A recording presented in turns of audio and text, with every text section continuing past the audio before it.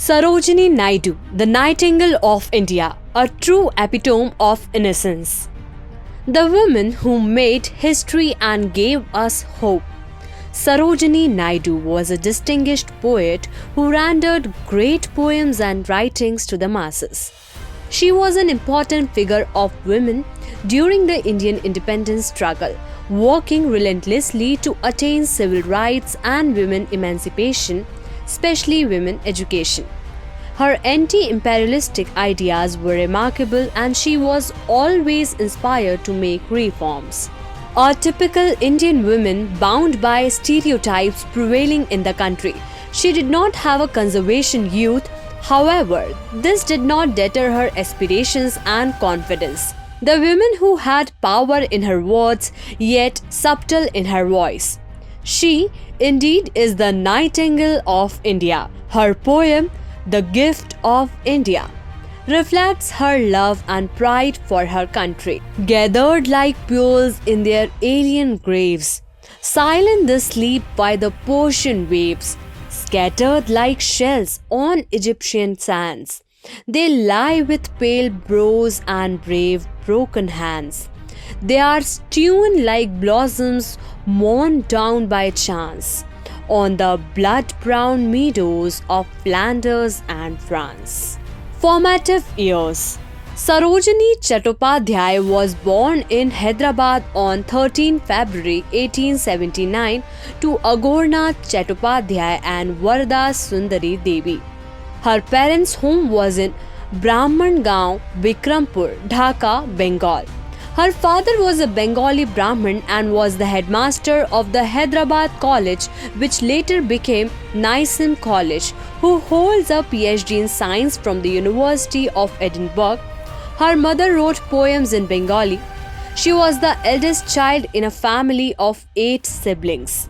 Her brother, Virendranath Chattopadhyay, was a revolutionary, and another brother, Harindranath, was a poet, playwright and actor. Their family was valued in Hyderabad. Being an artist during British rule in India was considered risky, but with their progressive values they still pursued them. Naidu's creativity was encouraged and she met many intellectuals among the visitors to her parents. Education. Naidu passed the matriculation exam to qualify her college, reaching the top in 1891 when she was 12 years old. From 1895 to 1898, she studied in England at King's College, London, and then Girton College, Cambridge, on scholarship from HEH Charitable System Fund. In England, she met with artists of the aesthetic and decadent trends. She traveled briefly in Europe. Married life. Naidu returned to Hyderabad in 1898.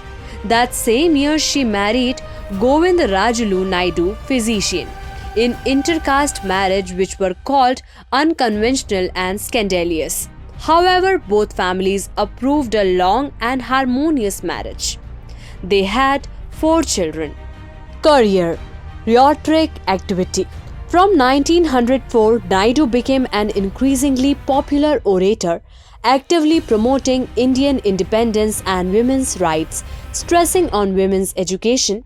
She addressed the Indian National Congress and the Indian Social Conference in Calcutta in 1906. Her social work for flood relief won her the Kaisar-e-Hind Medal in 1911, which she later returned in protest of the Jallianwala Bagh massacre in April 1919. She met Muthulakshmi Reddy in 1909 and in 1914 she met Mahatma Gandhi, whom she credited for their political action. Along with Reddy, she helped found the Women's Indian Association in 1917. Later that year, Naidu, along with her colleague Annie Besant, who was president of the Home Rule League and the Indian Women's Association, campaigned for universal suffrage before the Joint Elected Committee in London, United Kingdom. She also supported the Lucknow Pact, a joint Hindu-Muslim demand for British political reform in the Madras Provincial Special Council. As a public speaker, Naidu's oratory was known for its personality and the inclusion of her poems. Non-violent struggle against British imperialism. After 1917, she joined Gandhi's Satyagraha movement of non-violent resistance against British rule. Naidu went to London in 1919 as part of the All India Home Rule League as part of her continuing efforts to defend freedom from British rule. The following year, she participated in the non-cooperation movement in India. In 1925, Naidu was the first female president of the Indian National Congress.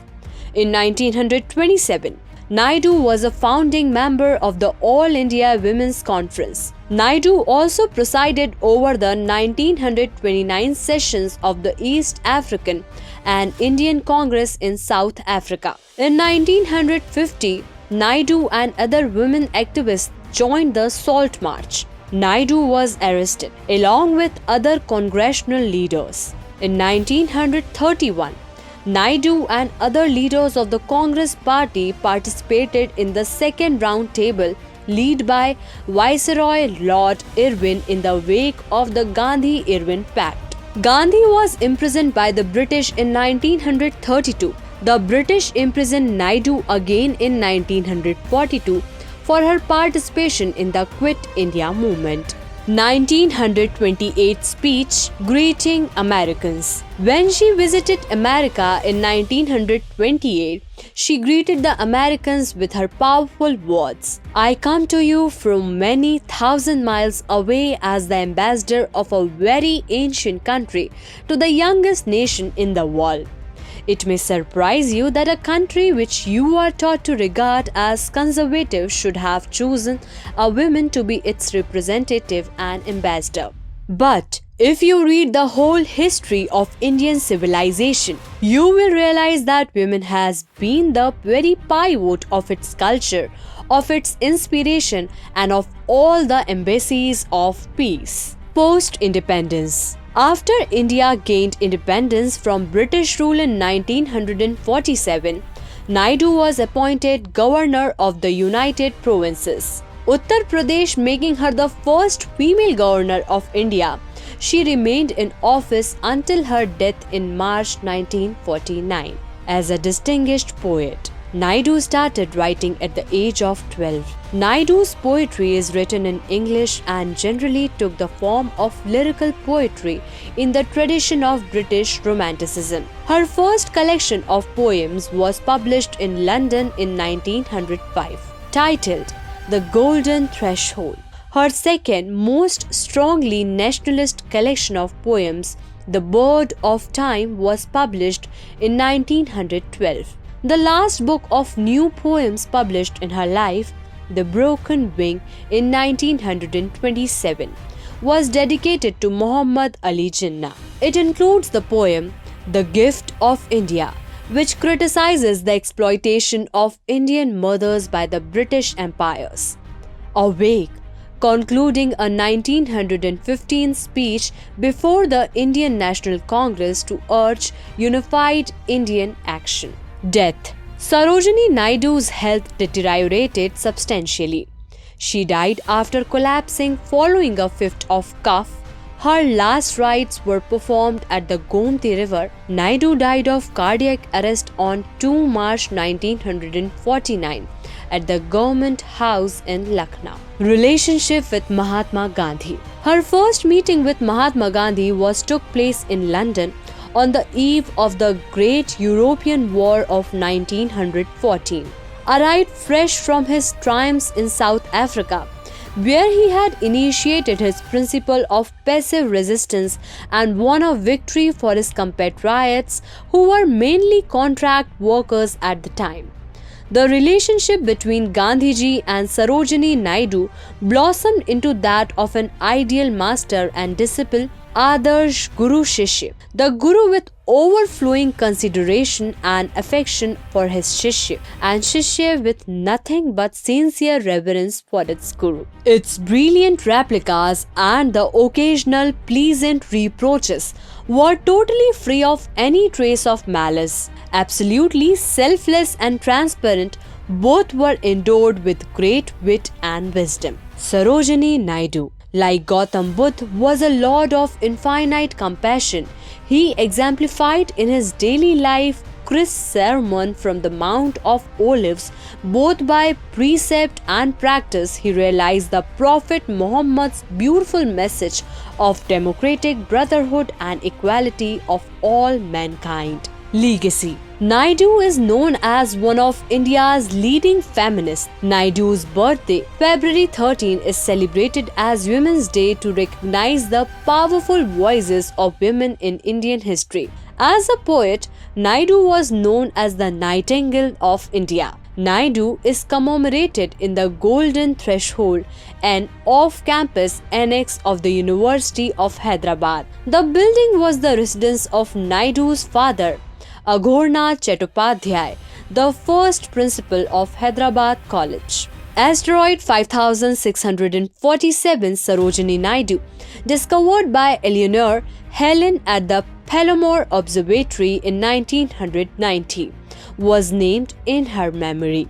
In 2014, Google India commemorated the 135th anniversary of Naidu's birth with a Google Doodle. Her famous quotes include, "A country's greatness lies in its undying ideals of love and sacrifice that inspire the mothers of the race. We want deeper sincerity of motive, a greater courage in speech and earnestness in action." Conclusion. An advocate of melody and innocence, Sarojini Naidu was cosmopolitan woman who was confident in herself with her words and ideas. She expressed her dreams and challenges in her writing. She was a woman who devoted her genius to bringing out ideas and opinions. A great poet, the words were always hemmed in her mind. This young daughter of India made a deep plea to the heart, the pursuit of imagination, vision, and understanding. Following the traditional English poetry style, however, she had her own style. A deep poet herself, she was rather an activist tirelessly seeking to distract the nation from British imperialism and the reigning ancient stigma. An advocate of civil rights, women's emancipation, and anti-imperialism, she is definitely a real inspiration to millions of women striving for self-confidence and leaving a mark on society.